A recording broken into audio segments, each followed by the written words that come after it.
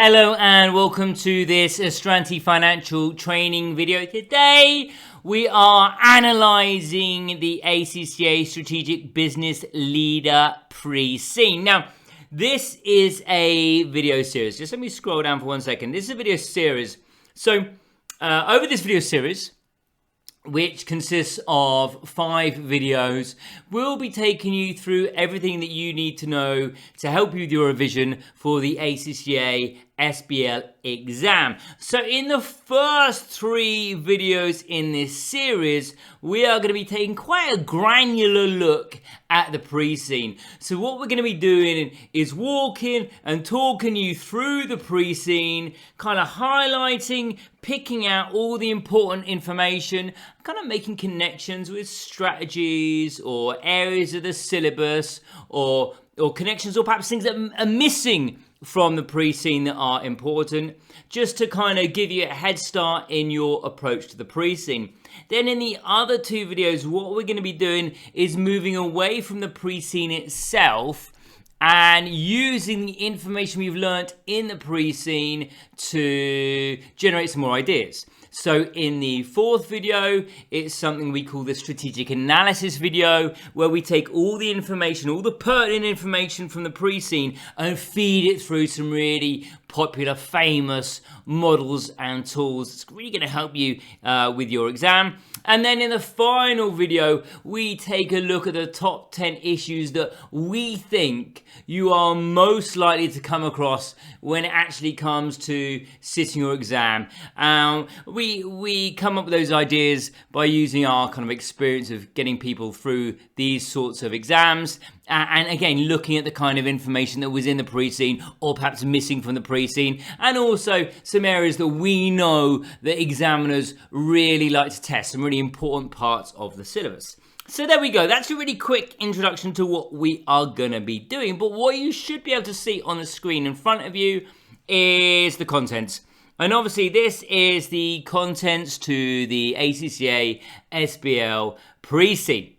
So, as I said, this first part of the video series, these first 3 videos, are going to be covering this sections in its entirety. So, let's get cracking with our first elements as we just walk you through the contents page. What we're going to be doing in this first video is looking, obviously, at the first part of the pre-scene. And the first thing we learn is that the company that we're focusing on, or the organization that we're focusing on in this pre-scene, is called Historic Places, or HP, as I'm also sure I'm going to refer to it throughout this video. Now we can see that it's a charity, and its focus of the charity is on preserving and maintaining historical sites in, I mean, they always give them such funny names in these pre-scenes. I mean, I don't want to call it Eardisia. I'm going to call it Eardisia, okay? But I think it's probably pronounced Eardisia, but I don't want to keep saying ear. So Eardisia. So obviously what we've got here is an organisation that is very similar to the UK's National Trust. So obviously the National Trust is a charitable organisation in the UK that runs, maintains, owns historical sites through public memberships or donations and commercial activities. Now, kind of cultural and economic importance of organizations like this isn't just in preserving buildings, but it's also about kind of safeguarding national identities, providing a really good base for tourism revenue, and of course it plays a really important part in historical education. But of course we're going to be focusing on an organisation that's susceptible to lots of risks, because if they don't get enough funding, their buildings that are kind of generating tourism revenue or historical education could start to deteriorate, and that could lead to a loss of historical sites throughout Eardisia. Okay, there we go. Settled on Eardisia. Okay, so there we go. That's our very brief introduction to the organisation that we're looking at today. Now, what we're going to be doing in this next part as we move on to section 2 is looking at the sector as a whole. So what we're not going to be doing here is focusing on HP itself.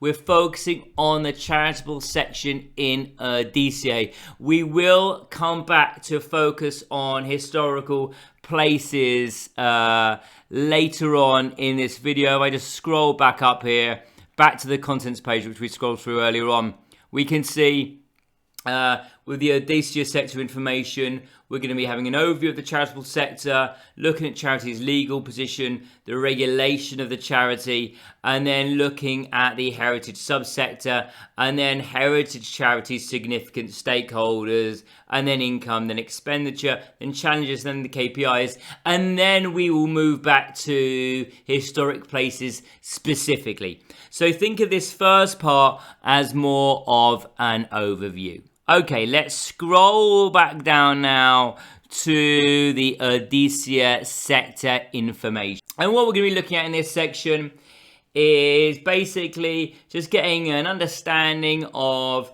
the broad range of activities that charities undertake in Eardisia. We look at Eardisia, pardon me, so I'm going to get this wrong throughout the video. We're going to be looking at the key funding sources of these charities and the various sizes of them. And we might also bring in a couple of charities I'm sure you'll know the name of, like Oxfam or the Red Cross, and see how they manage resources and activities. So let's get going now by looking at the charitable sector.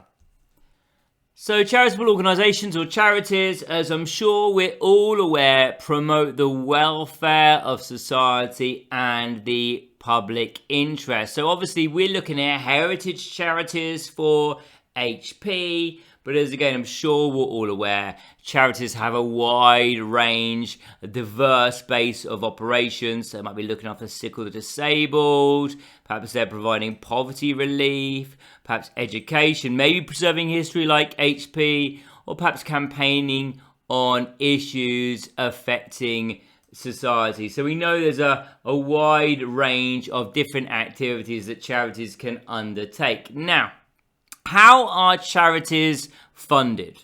Well, charities in Eardisia are funded through a variety of different methods.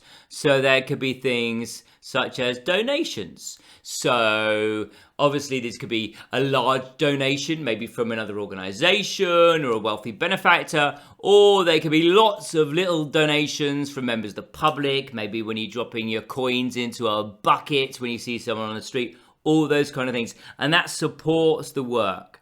Now, another big avenue or way to generate revenue is through commercial activities. So that could be running charity-owned businesses or perhaps selling merchandise. Now, when we come to look at HP in particular, we'll see that actually that forms a really large part of their activities. Now, in terms of scale of operations, we got kind of international or kind of large national charities. And then also we go to smaller charities which operate on a single site. So obviously I mentioned Oxfam and the Red Cross earlier on. We all know them as large international charities. We know that, Oxfam especially probably has a site in most English towns, and obviously operates internationally through its relief.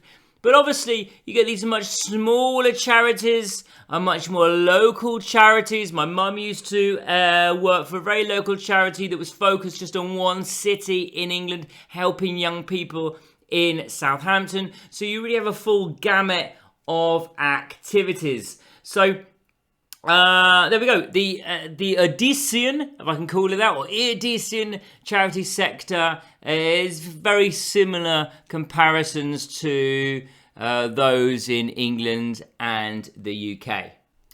Okay, so obviously a key part of this pre-scene is, I suppose what makes us different from a lot of these ACCA pre-scenes is that we are dealing with a charity rather than a company with shareholders that pays dividend and its kind of only priority is to generate a return for those shareholders and generate profit. Because obviously we're dealing with a charity. Now, charities in Eardisia are often set up as companies limited by guarantee. And that means they don't have any shares, they don't have any shareholders.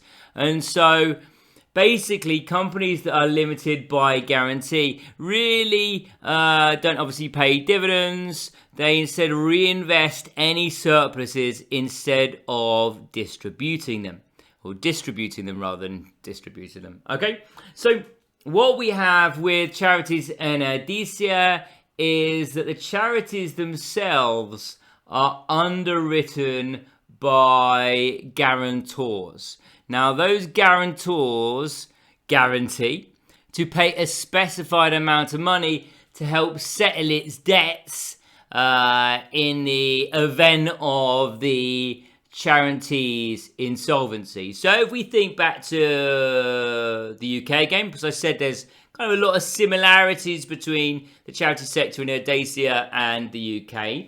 And in the UK, you find actually a lot of the charities are structured as companies limited by a guarantee. So, as I said, means they've got guarantors rather than shareholders. Now, an example of that would be the National Trust, who I've already mentioned. There's a lot of similarities between them and HP. So, the National Trust, its members act as its guarantors, and that means there is financial security whilst the National Trust reinvest surplus funds into their heritage conservation. Now, by having these kind of structures, it means that charities are operating for the public benefit rather than profit, because I've already mentioned these funds are being reinvested back into their charitable missions. Now, it doesn't have to be heritage. Another charity in the UK that uses this structure is Macmillan Cancer Support. So again, obviously, they're reinvesting their surpluses back into researching cures for cancer or making cancer sufferers' lives better, rather than kind of generating a surplus for shareholders. So these guarantors can be individuals or organizations that really commit a fixed financial amount to the charity. It's not like there's one big guarantor that's kind of underwriting everything. It can be, as we saw the National Trust, the members, but it's important to note that these guarantors aren't receiving any financial benefits, but are only agreeing to contribute the fixed amount in case of the charity running into difficulties and into insolvency. So basically, what we're seeing here is that charities are operating solely for their charitable objectives. There is no private ownership. Okay?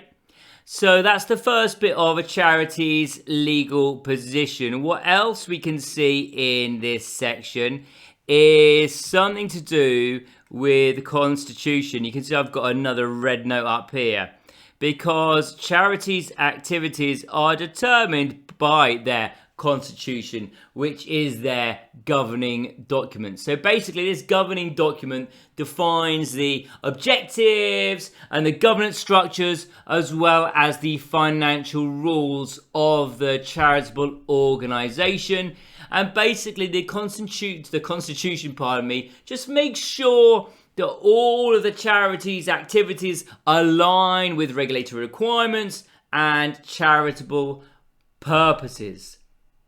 Now, in your SBL exam, understanding governance structures and compliance obligations is really important when you are discussing risk management and accountability. And in fact, we will come on to HP's risk management later on in this video. Okay, let's scroll down a little bit more. And we can see that lots of charities raise funds by means of surpluses from commercial activities. Now, that can include things like shops. But if we go back to the National Trust, for example, and for those of you that have been to National Trust properties, you'll know they've got a gift shop, but they've also got things like cafes where they're generating a lot of revenue. But an important thing to note here is that the commercial activities are carried out through subsidiary companies which the charities wholly own. And that's obviously to manage financial risk. And the reason to use subsidiaries is that it separates trading risks from core charitable operations. And it also ensures compliance with charity tax exemptions and financial reporting rules. And mention the National Trust again. I'm going to mention the National Trust a lot throughout these videos, I imagine. The National Trust in the UK operates shops, holiday rentals, cafes, all sorts of things in order to fund their charitable mission, which is conservation efforts. Now, we're thinking about HP, again, very briefly, because we will cover HP in more detail later on in this video. It has to make sure that its commercial ventures align with its mission to preserve historic buildings, whilst also maintaining transparency in financial management. So there's a lot going on. Okay, but let's stick with kind of the charity as a whole at the moment and stick with the charity regulation. If I just scroll down a little bit more in, do I keep saying this wrong? Apologies if I keep saying it a different way every day. Eardisia. So here we're looking at a regulation in Eardisia. So charities in Eardisia are regulated by the CSB, the Charities Supervisory Board, and that's established by Eardisia's central government. And basically its primary role is to make sure that there's public confidence in charities and that the public can be assured that their donations, whatever it is, are being used for proper charitable purposes, and the money's not being siphoned off for something other than it was actually intended. Now, obviously, to kind of make sure they can enforce this, to make sure the public can be confident in this, the CSB have to investigate. And they investigate allegations if charities are failing to act in accordance with their objectives, or perhaps they investigate unethical behavior, financial mismanagement, or regulatory breaches. Now, if we think back to the UK again, as I said, there's lots of similarities, then the Charity Commission performs a similar function, just making sure that charities are operating legally and transparently. Now, regulatory compliance is really important in the SBL exams, especially in areas like corporate governance and ethical leadership. Now, the CSB publish something called, if I can just find my marker on the page for a second, they publish something called the SORP. There we go, there's my marker. Oh, it's big, plain silly beliefs. There we go. And the SORP is a statement of recommended practice.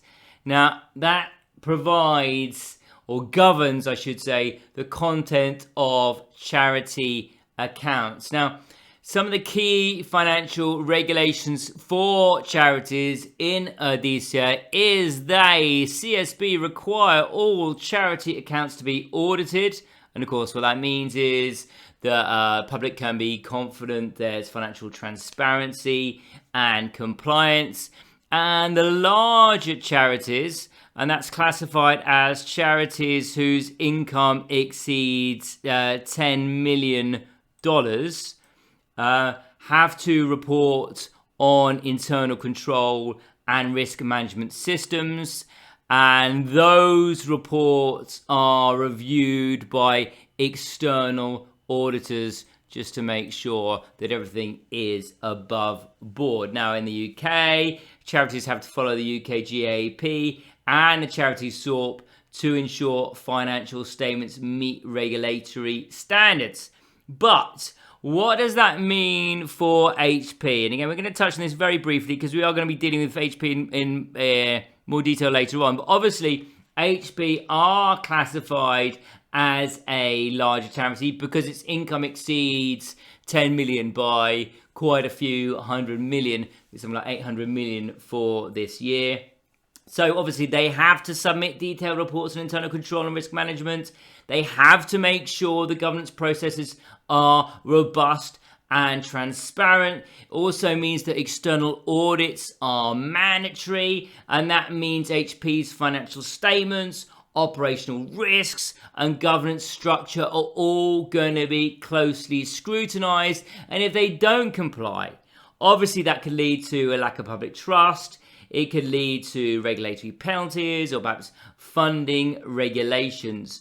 So again, we'll deal with HP in more detail later on, but obviously HP has to make sure it has effective financial oversight mechanisms if it wants to maintain its charity status and benefit from things like tax exemptions. Okay, so we got one last line of charity regulation in Eardisia. I think we've touched on this already, but it talks about how charities and their commercial subsidiaries that are wholly owned by charities don't have to pay tax in Eardisia. And obviously that means that for charities, more of their funds go towards succeeding in their mission. And as we saw earlier on, charities can have many different missions. Obviously, HP's is to do the preservation of sites of historic interest. And that means that their commercial subsidiaries are able to operate without tax burdens, and that makes them more financially viable. Now, we want a really quick comparison. We turn to the UK again. We know that charities benefit from tax relief on donations, they benefit from VAT exemptions, and they benefit from gift aid. And what that does is it incentivizes charitable giving and financial sustainability. So we're seeing something, very similar in Eardisia, in that there's an incentive for these charities to be viable, financially viable. Okay, so there we go. That is our charity regulations section over and done with. Let's scroll down now. Try and get as much of it onto the page as possible. It's quite a short section, this one, but I can't get it all on. Just can't do it. So I'll start with the top, where we're going to be looking at the heritage subsector. So what we're going to be doing in this section is basically just understanding the role of heritage charities in kind of conserving and maintaining historical sites. And we're going to look at how heritage charities actually engage with the public of the country in which they operate through things like education, volunteerism and training. We're going to look at the key players, includes HP, and how they slightly differ from each other. And then we're going to review the governance and operational challenges that are kind of really specific to heritage charities. That includes things like accessibility and cost management. And there's lots of charities in Eardisia. Gosh, I'm never going to get it right. Maybe by the 5th video I'll have that one right. That's purpose is to look after Eardisians' urban and rural heritage sites. So again, if we use a UK example, there's lots of, I'm sure we can all think of them, stately homes that are protected by the National Trust, but also there's kind of inner city places, more modern buildings like the South Bank in London from the 1960s. So there's a whole range of historical sites that are protected by these kind of charities. Now, we're using the word heritage a lot, or we are going to be using the word heritage a lot in these videos. So really we want to make sure we understand that heritage is something that means historical or cultural value. And of course, if it has this value, then someone deems it worthy of preservation, and then hopefully, or in some instances, a charity with this purpose will come in and look after them. Now, of course, these sites, as we saw earlier on, serve as a kind of educational resource. They promote cultural appreciation and understanding, and as we mentioned earlier on, they're also a real boon to tourism, enhancing economic growth and community engagement. Now, Astranti's kind of original office is based outside of Bath, so there's lots of sites there of historical preservation, and there's huge amounts of tourism that come into the city because of those buildings, which have been protected. Now, HP's mission is going to align pretty closely with the goals of kind of these other heritage charities, really preserving Eardisian history whilst engaging the public.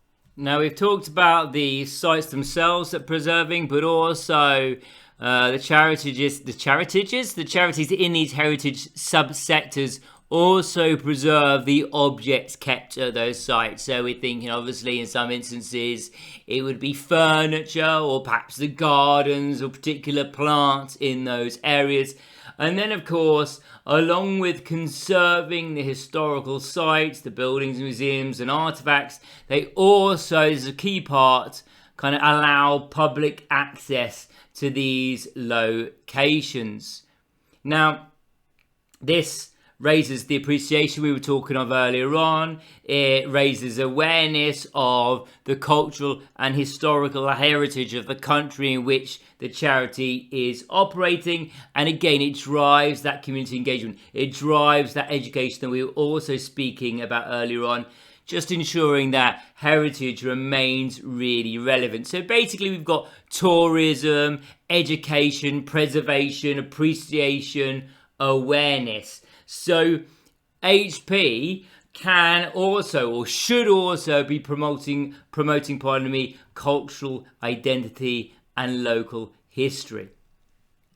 So just to carry on with that train of thought, what heritage charities are aiming to do is to allow this public admission we've just spoken about in order to bring history to life for that public, to help them appreciate and participate in heritage. Now, we've talked about that in terms of the public admission, but also it enables access for those that actually also volunteer for these charities. So obviously, we're going to find out about HP later on, as I keep on saying, but they employ something like 20,000 volunteers. And many heritage charities do rely on the unpaid volunteers, and these unpaid volunteers contribute their time and their skills, and they can be doing any number of things. For example, some neighbours of mine, they volunteer at a local National Trust or Stour Head. Now, they volunteer for the gardens, but there'll be other people that volunteer to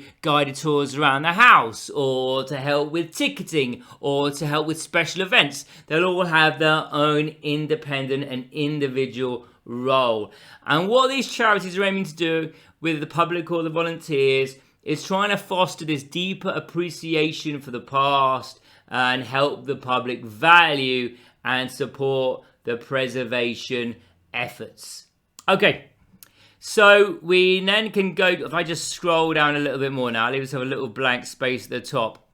We've also mentioned education quite a few times, and of course part of the education and the training means that these sites get visits from local groups, so school children and students at their sites. My daughter, for a recent school trip, went to a building in Bath to look at the artifacts to see how people used to live in those kind of Georgian buildings. So exactly the same kind of thing.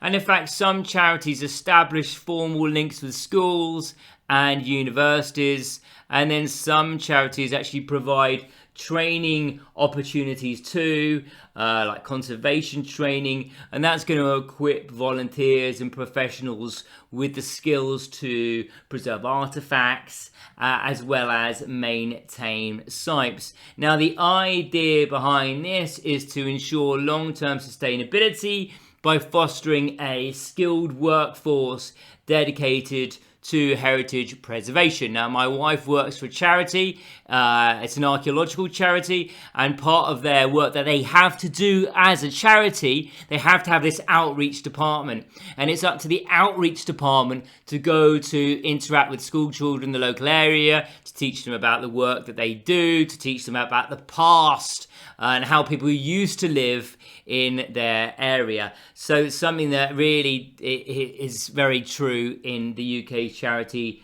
scene too. Okay, so the last part of the heritage section is to look at the key players in Eardisia, however I've been pronouncing it. We all know what I mean now, I'm sure. We'll be pleased to know we are one of the largest heritage charities in Eardisia, and we look after sites that are at least 300 years old and living in the past. The new kids on the block, they only worry about sites that are less than 300 years old, I should say.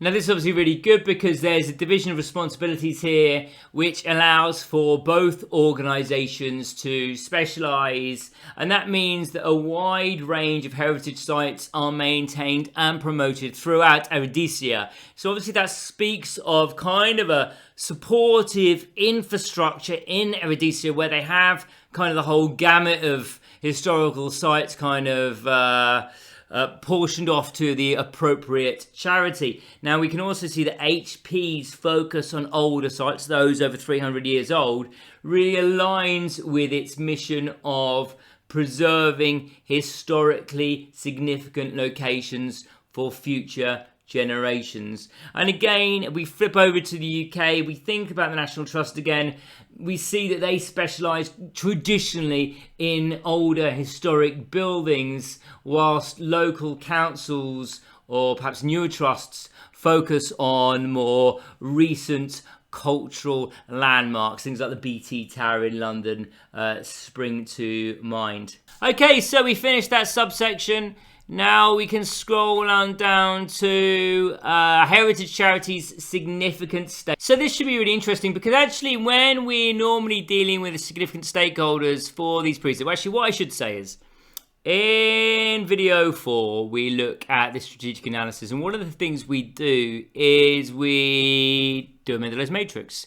So we assess kind of the key stakeholders and work out who the important stakeholders are and the forms of communication we state to them, the regularity of the communication between them. And obviously you normally get a key player, the shareholders. But we're not going to have any shareholders today because we're dealing with charities. So the first group of stakeholders we got are trustees. Now, trustees oversee a charity's activity and also make sure that the charity acts in accordance with the charitable objectives and that it's acting in accordance with its constitution and is abiding by governance standards and governance regulations. Now, they should also make sure the charity's control and risk management systems are effective and the charity is managed with honesty and integrity.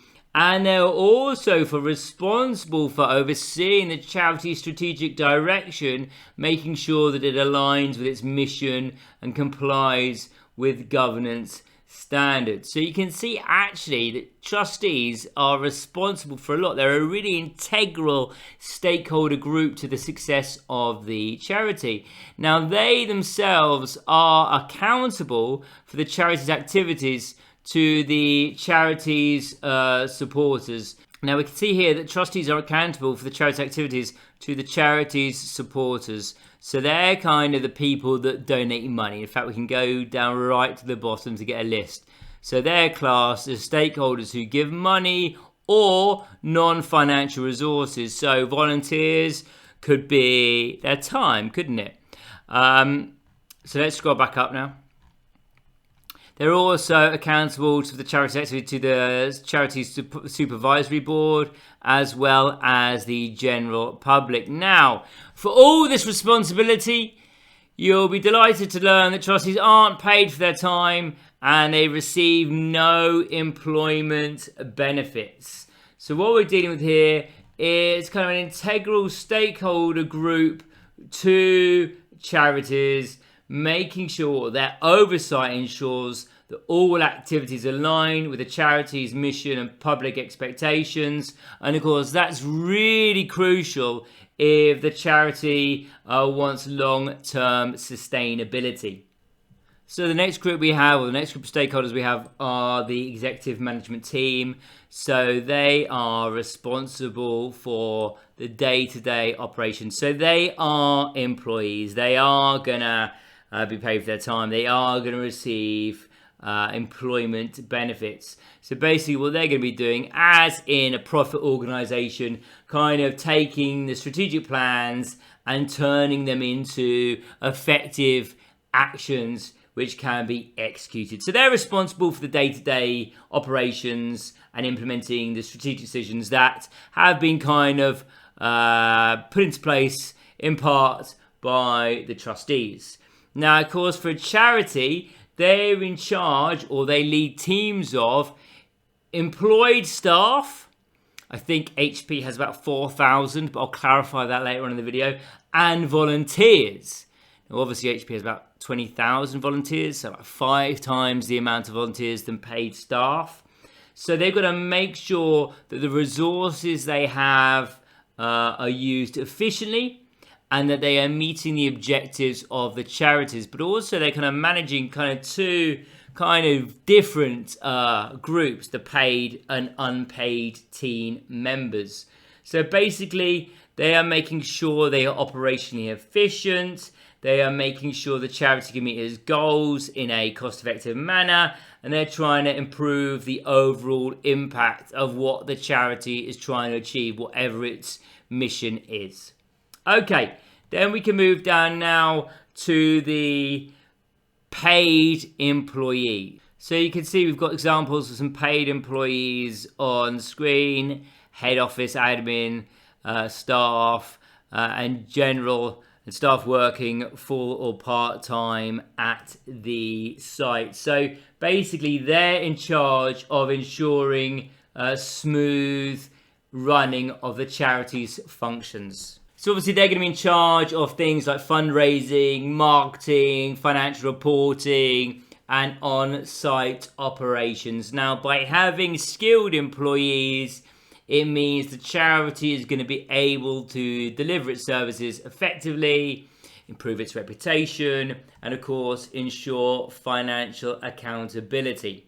Okay, so now we can scroll down a little bit to the next group of stakeholders. So obviously, we're coming down to the volunteers, and I've already told you there's about 20,000 volunteers working for HP. So they're a really large, important group of stakeholders in charities, because of course, volunteers are contributing their time and their skills, but whilst they're doing so, they are reducing the costs for the charity as the charity broadens its reach. So really, they are providing the essential services, and they are providing them in their spare time. Just lost my marker again. If I try and get up, there we go, in their spare time. So obviously, as we mentioned earlier on, they do things like guided tours, or assisting the events, or maintaining the gardens and the site. So they're doing all this while reducing the overhead costs of the organization. So obviously, effective volunteer engagement and retention are going to be critical for a successful charity. So if we're thinking about leadership and engagement with volunteers, it's really important to understand what motivates volunteers. Why do they choose to do what they do? And how do you align their efforts with organizational goals? That's going to be a really important management challenge at HP. Okay, the next group are donors. So donors obviously give money to, they donate the money to charities, and they don't expect anything in return. So it's not like, I suppose, membership, where you're getting membership in your return. Donating is you're just giving money, okay? And that money can be given on a one-off basis or on a regular basis. So an example of this might be you visit a site. In fact, sometimes you see it in churches in the UK. You're going to walk one day, you walk into a church, and they have a collection box for the maintenance of the roof. So you give them £1 or £2 or whatever it is you can afford. So one-off, if you're not getting anything in return, you probably never go back to that church again. Or you can donate on a regular basis. So sometimes you get phoned up by charities or approached by charities in the streets, and you end up agreeing to pay a monthly stipend by bank transfer, by direct debit. So you're gifting on a regular basis. And basically these donations fund initiatives and means the charity is able to sustain its operations. And of course that means that programs are possible. Obviously the programs depend on what the charity is. So they're providing crucial funding that means the charity is able to carry out its mission. And obviously then a really key element for charity success is making sure the donors have trust in the organization. So to do that, obviously you want transparent financial reporting. You want to be able to demonstrate the impact of contributions to mean or to hopefully encourage more and more donations on a long-term basis.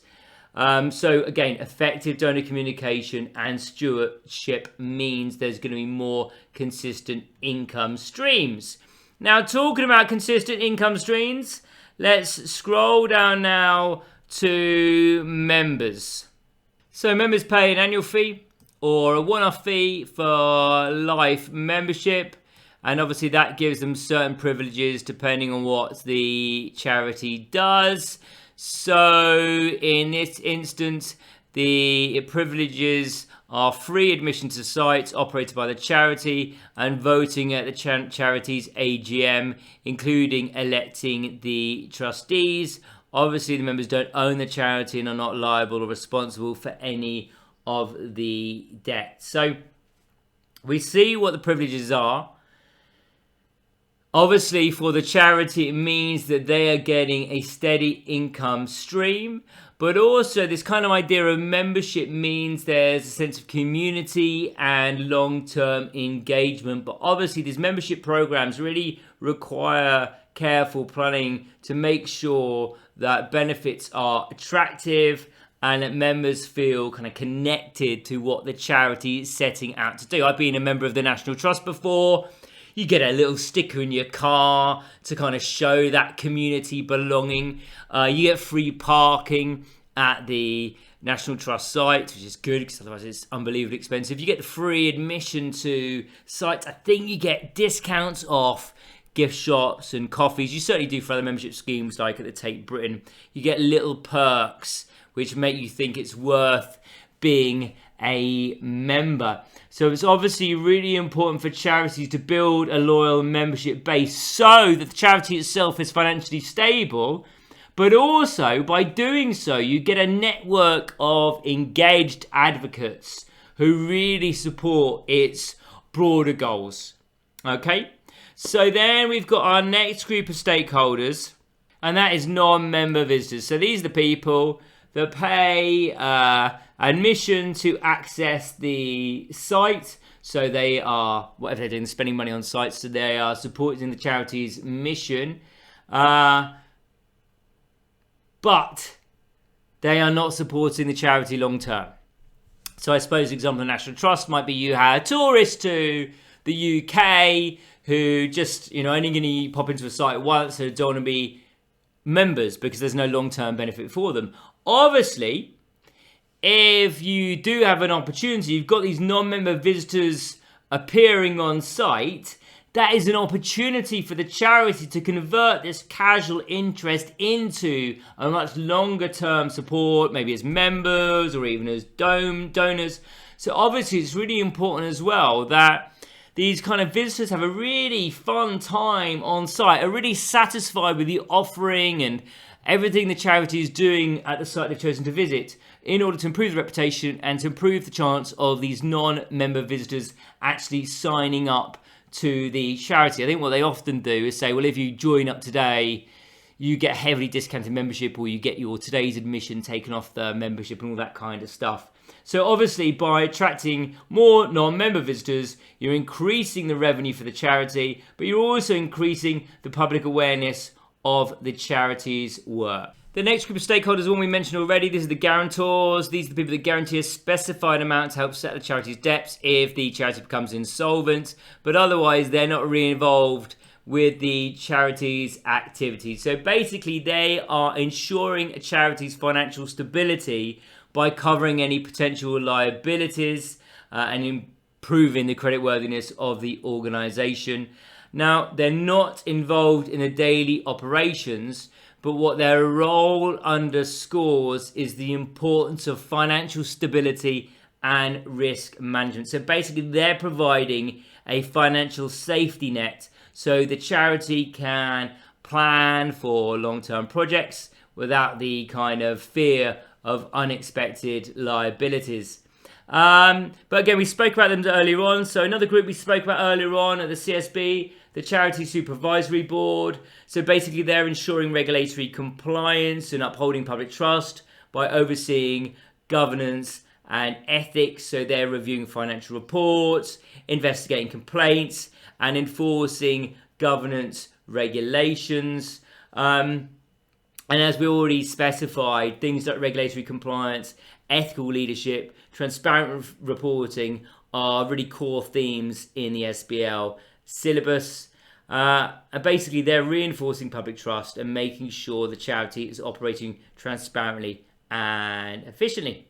So the final group of stakeholders we've got to cover are the media, because obviously the media can say, hey, this charity is doing unbelievably well. Oh my gosh, look at all the buildings they're saving. Or they can really say what a bad job the organization is doing. So obviously then proactive media management and effective communication strategies are really important for the charity in order to maintain public trust and engagement, because obviously that's really vital for them because they're relying on membership. So obviously your members want to be associated with a positive charity, not one that's getting kind of perpetual poor news stories in the media every week.